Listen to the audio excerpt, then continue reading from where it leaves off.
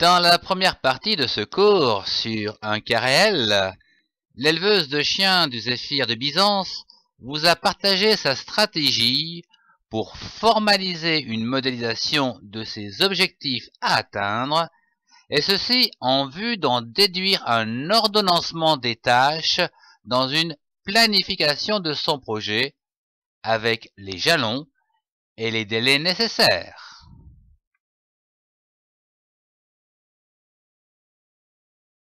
Voyons à présent une représentation graphique de votre projet sous par exemple un diagramme de Gantt très facile à réaliser à partir de notre planning. Reprenons les différentes tâches et voyons où elles se situent au travers le temps.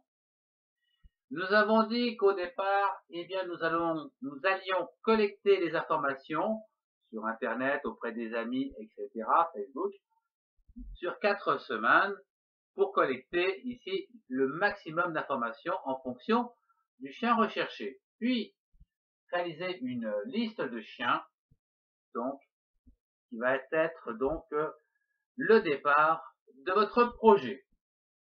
Donc, ceci sur, au total, 5 semaines, une semaine consécutive aux 4 semaines de recherche. Nous pouvons considérer ici que le premier jalon est terminé. Nous allons voir ici le choix et la contractualisation de façon à obtenir le chien ou du moins de le réserver financièrement. Nous avons donc une recherche d'informations complémentaires auprès des propriétaires de façon à voir la véracité des dires qui va nous prendre en moyenne 2 semaines et qui va être consécutif à la tâche numéro 3.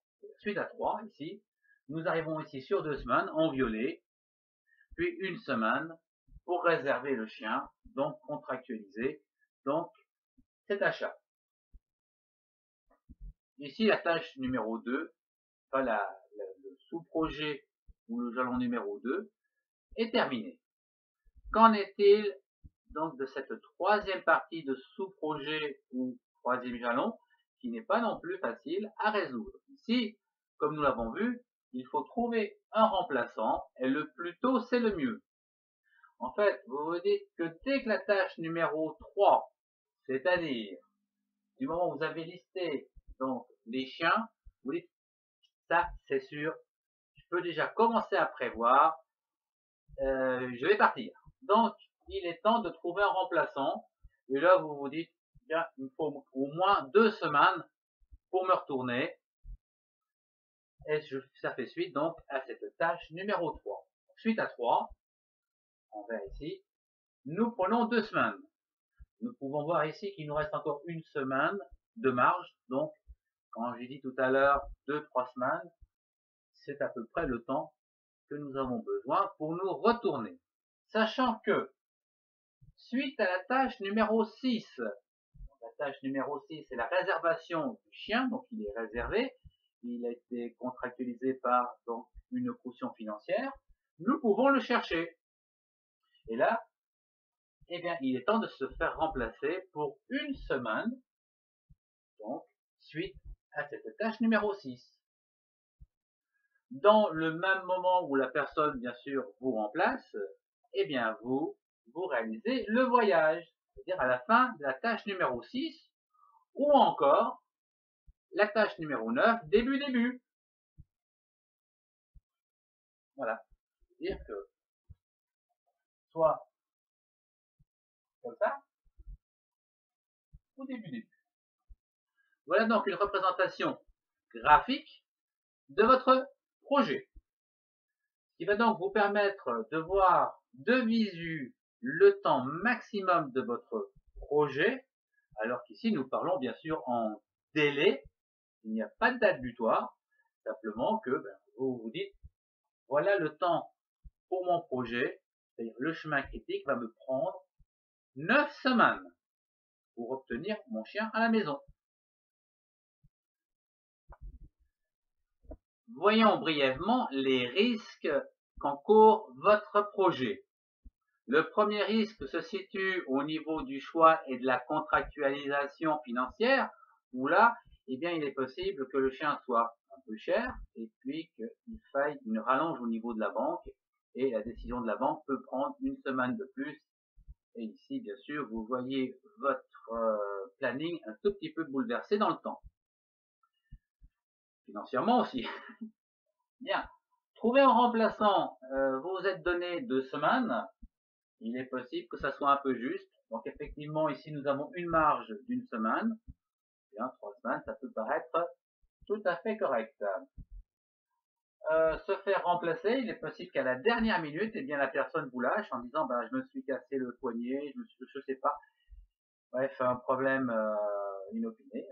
Ici, prévoyez quand même toujours une deuxième personne pour remplacer la première au pied levé si, eh bien, vous devez partir. Il faut absolument qu'il y ait quelqu'un sur laquelle vous devez compter. Et enfin, lorsque vous faites le voyage, eh bien sûr, il peut y avoir des contretemps. Et oui, un TGV peut, par exemple, être en panne. Ça arrive. Eh oui, ça arrive. Pas souvent, mais ça arrive souvent. Enfin, ça arrive quand même. Bien. Il peut y avoir donc tout un tas de petites choses, des réservations qui n'ont pas été réalisées au bon moment, ni bon bref. Donc vérifiez bien que tout tourne rond et prévoyez toujours quand même 24 heures ou 48 heures de retard parce que, eh bien, sur un tel périple comme celui-là de 4000 km, il s'en passe des choses. Afin de terminer votre projet et de voir s'il tient la route, il est nécessaire d'en voir la faisabilité au travers la gestion financière.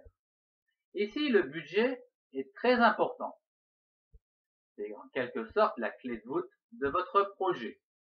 Une des clés de voûte de votre projet. Il est évident que si vous voulez un chien, vous avez forcément les moyens pour l'obtenir. Mais encore faut-il avoir une idée du coût de ce projet. Ici, le budget est lié aux ressources humaines, c'est-à-dire à la personne qui va vous remplacer au pied levé durant votre absence, que nous pouvons estimer par exemple ici à 1000 euros,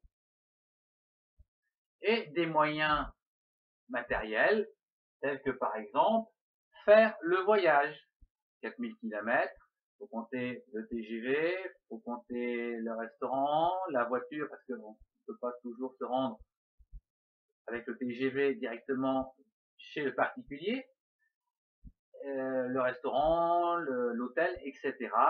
Ici, nous pouvons estimer donc pour une durée de 4 jours ou 5 jours, au moins 1000 euros. Ça part très vite. Bien. Quant au chien, il faut quand même pas l'oublier, il y a aussi un coût dans cette affaire. Nous pouvons l'estimer dans les 2000 euros, mais bon, ça dépend. Hein, c'est l'offre et la demande. Disons entre 1500 et 2, 3, 4000 euros, selon le pédigré, la race, etc. Là, effectivement, c'est au travers donc que vous aurez collecté comme information que vous pourrez définir ici le prix exact. Également au travers donc des réservations que vous allez réaliser ici, que vous allez pouvoir connaître un chiffre plus juste que celui-ci. Cet aspect est très important. Ne négligez pas.